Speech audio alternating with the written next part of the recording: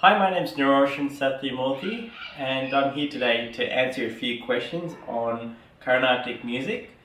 Now, before I get into the questions, I'll just introduce myself. So, I am passionate about music. I've grown up with music since the age of, well, I can't actually remember, but very young age.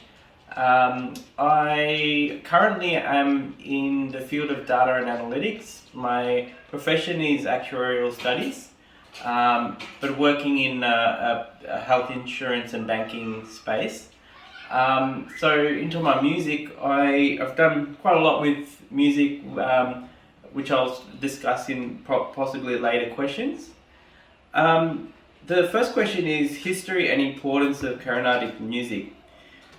So whilst I did do a bit of studies with Carnatic music when I was quite young, I'm actually not familiar too much about the history, but I might answer that in terms of what I see is the importance of Carnatic music. I see Carnatic music as fundamental to classical music, and I think classical music is incredibly important for a fundamental understanding of how music works. I think anyone who wants to become a professional musician in any genre really, and particularly even contemporary music, can really benefit from understanding the principles behind Carnatic music and other classical forms of music. The next question is why Carnatic music is unique rather than other music styles and the greatness of Carnatic music. I think the really great part about Carnatic music is that it's not overly controlling around what you can and can't do, but at the same time it gives you a really solid set of principles to work with. So example for example time.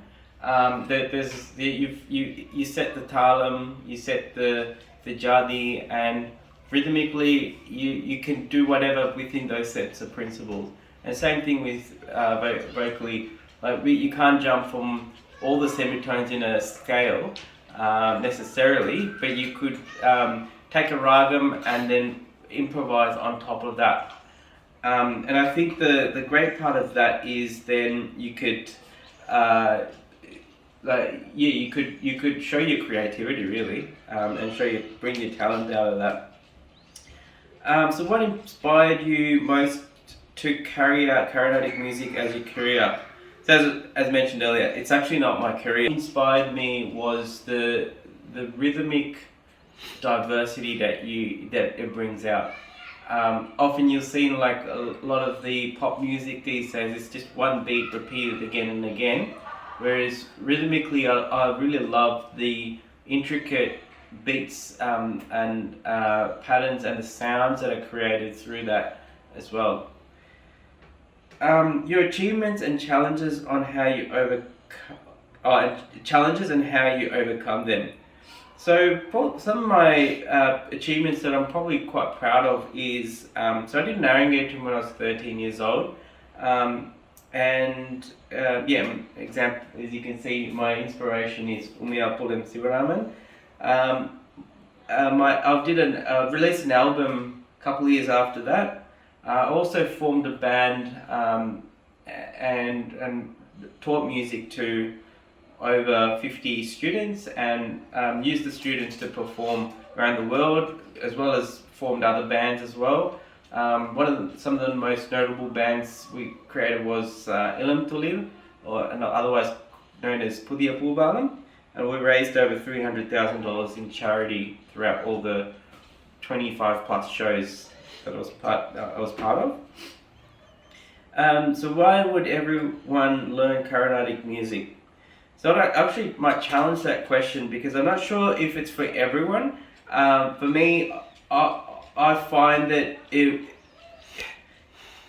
you have an appreciation for music, there's definitely benefits from learning Carnatic music, because you can actually, through learning Carnatic music, you tend to appreciate the art that comes out of it. It's kind of like someone who's never seen professional artwork coming to see an art for the first time.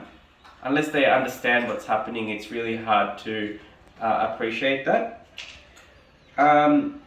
And finally, any messages that I want to share to a younger generation. So for me, I'd say it'll be find your inspiration. For me, as I mentioned, Umiyalpura and Sivaraman actually got me into learning Mridangam and doing my Arrange drum. So yeah, like, have a look at any art form, even if it's Justin Bieber, for example. You could find inspiration through the music that comes out, and to get to that level, actually understanding Karnatic music can bring the skill sets that then lead to whatever.